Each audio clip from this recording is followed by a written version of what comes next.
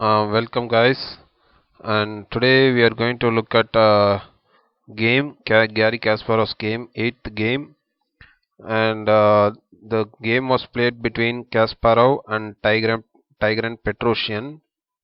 Both are very famous players. White is Kasparov. It is played in the Bogojno Super Tournament in the round 6 in Yugoslavia, May 1982.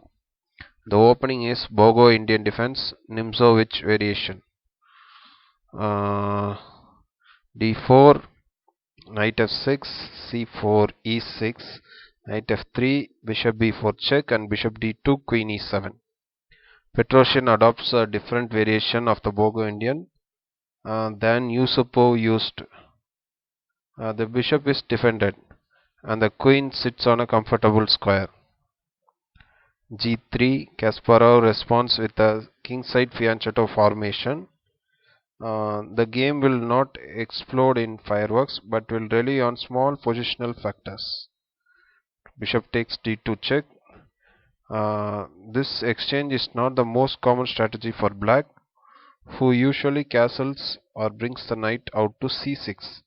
Petrosian was fond of somewhat unusual sidelines in a variety of openings.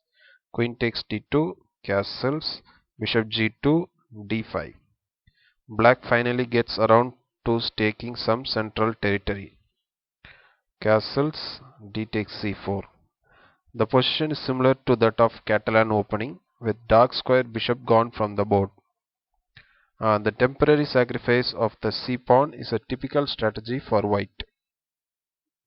Black will find it difficult to keep the pawn, because the bishop at g2 can cause a lot of trouble if black recklessly plays b5 and rook d8.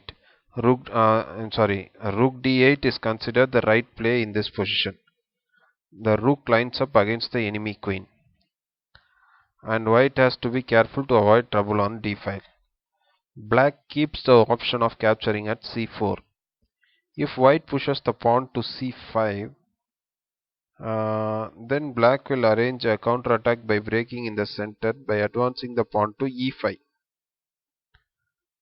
Knight a3. The knight temporarily moves to the rim but will get back into the game when it captures the pawn at c4. c5. This is the typical freeing maneuver in the Catalan, and it is very appropriate. White can't maintain control of d4. D takes c5, queen takes c5, rook a c1, knight c6. Black accepts the loss of the extra pawn at c4 and attempts to development. Knight takes c4, queen e7. As a result of this move, black has some problems finishing the job. Actually, on 12th move, instead of queen e7, rook d8 should have been played to cause some discomfort to white's queen.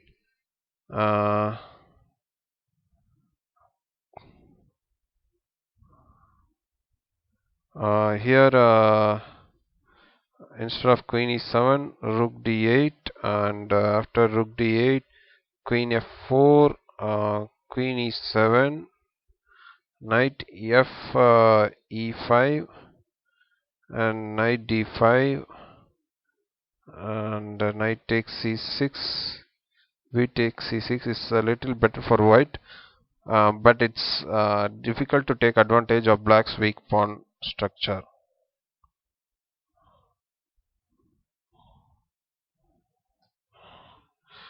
Knight f e5, knight takes c5, knight takes c5, and knight d5, and rook f d1.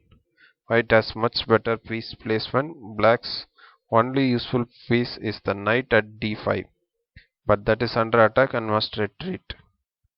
Knight b6. It is clear that Petrosian's opening strategy has gone RE. Although he has used and even enjoyed cramped positions, here his forces are totally useless. Nevertheless, one would have expected Petrosian to last more than 10 more moves. Queen a5. The queen sits beautifully here. She is safe and exerts great influence on the queen side. The plan is to play knight c4, exchange knights, and let the rooks invade the enemy position. g6,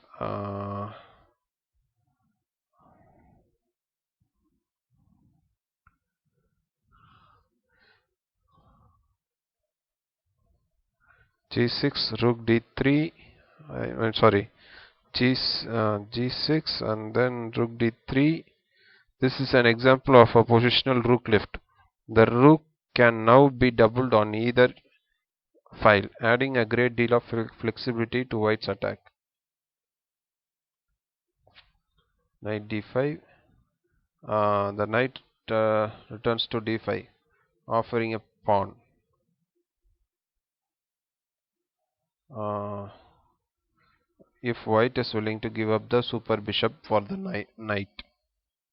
e4, and then Kasparov understands the value of his strong bishop and uses a pawn to kick the knight back to b6.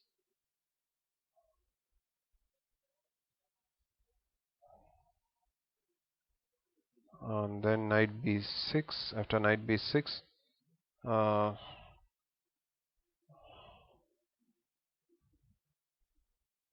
bishop f1. After bishop f1, it is not easy to find this excellent move. Bishop f1. Kasparov anticipated a clever plan by Petrosian, which might otherwise have mobilized the bishop at c8. Instead, if white had played knight c4, knight takes c4, then rook takes c4, and b6 with bishop a6 to follow.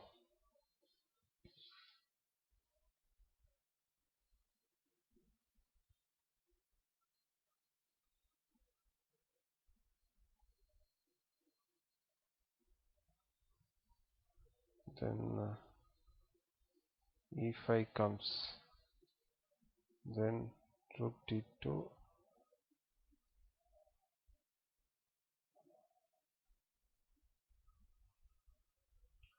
So here bishop Kasparov puts bishop f1, then rook e8.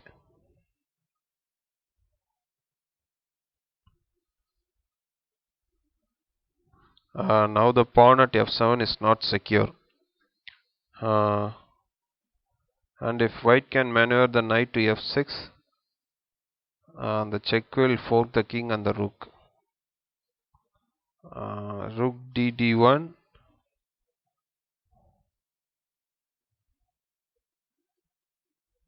Rook f8. The threat here was bishop b5.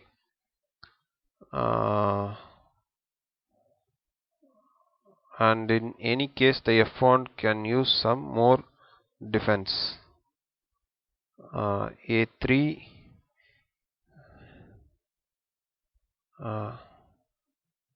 Kasparov is establishing control over all potentially useful squares. King g7, b3, king g8, a4, rook d8.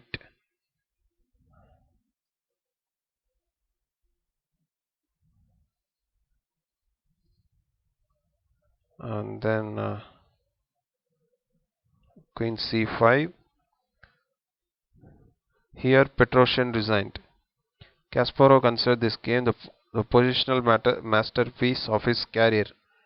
The point is Petrosian now faces the misery of the white plan discussed in the move 17.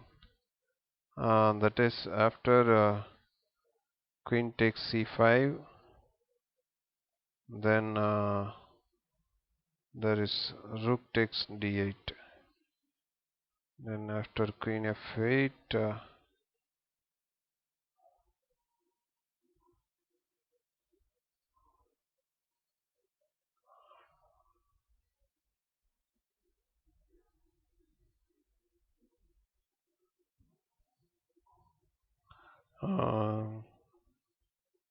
here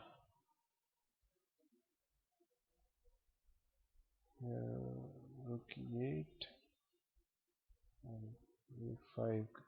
A5 is coming. Around, sorry. If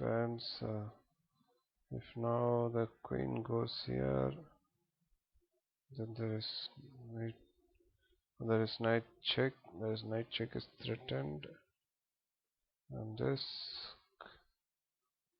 comes, and after this there is this f8, and if I turn like this, then there is this, and if this, again knight g4 comes. So that's why Petrosian resigned here. Okay guys, I hope you would have enjoyed the game. I'll meet you in the next game.